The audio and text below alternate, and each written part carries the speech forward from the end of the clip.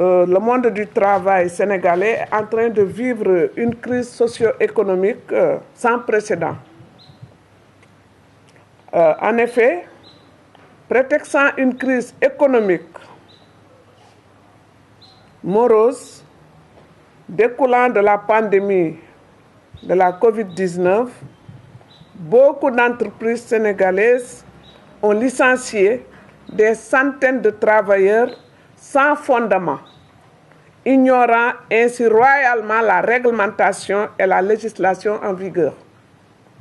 Nous rappelons qu'en mettant en place la force COVID-19 avec plus de 1000 milliards et en signant l'ordonnance numéro 1/2020 du chef de l'État, ce dernier voulait alléger la souffrance des travailleurs sénégalais. Mais malheureusement, beaucoup de chefs d'entreprise ont fait fi de ces mesures d'accompagnement et ont licencié des centaines de travailleurs.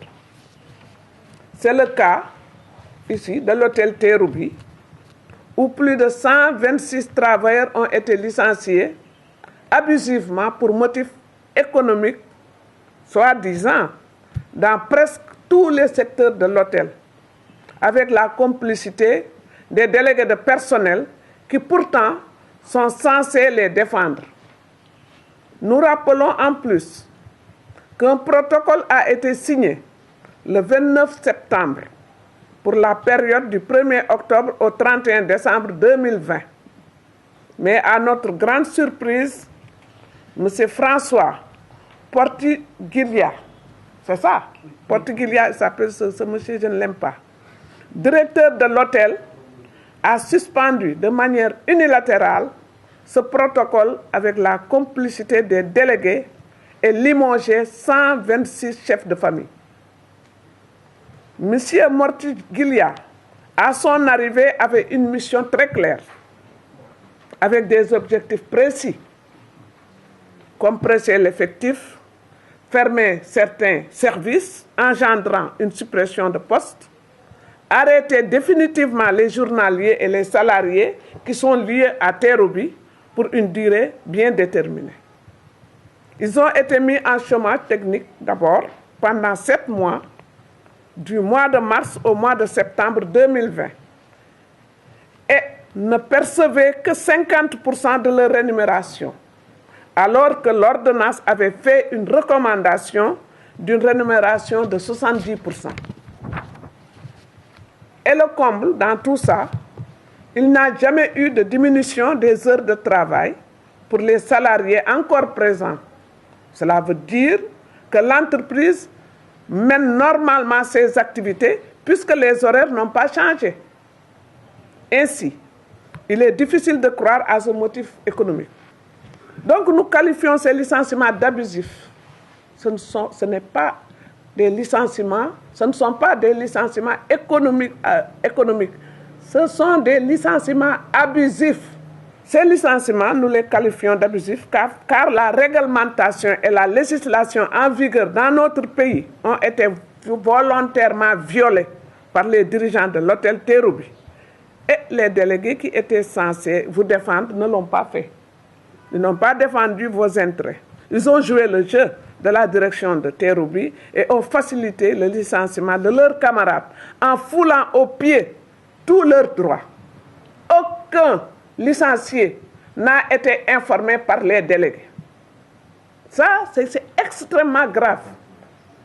Très, très, très grave. Parce qu'on ne peut pas demander à quelqu'un, tu viens travailler le matin, on te trouve avec ta tenue de travail, on te demande de venir répondre à la direction. Tu viens à la direction, on te donne un papier de licenciement pour dire maintenant c'est fini. C'est extrêmement grave. C'est pourquoi nous avons pris, je ne peux plus continuer, nous avons pris la responsabilité de vous couvrir parce que vous êtes venus vers nous.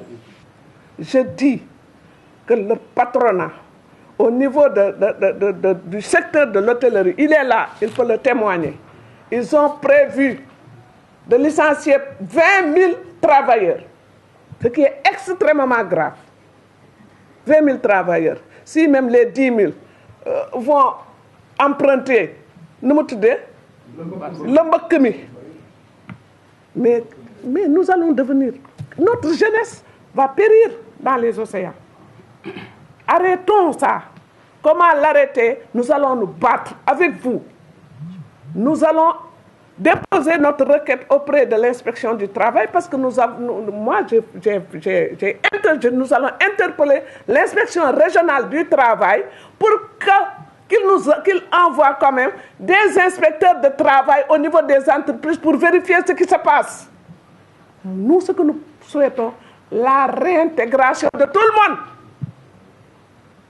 Parce que quand on parle de licenciement abusif, on ne peut pas dire que moi, je veux quitter. Non, tout le monde va être réintégré. Après, on verra.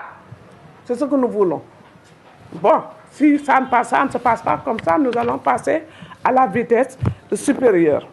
La CNTC authentique condamne avec la dernière énergie toutes les humiliations et brimades exercées sur ces travailleurs et suggère à l'inspection régionale d'envoyer une mission de contrôle dans les entreprises sénégalaises, toutes les entreprises, afin de s'enquérir des traitements fascistes, esclavagistes que certains employeurs infligent à leurs employés.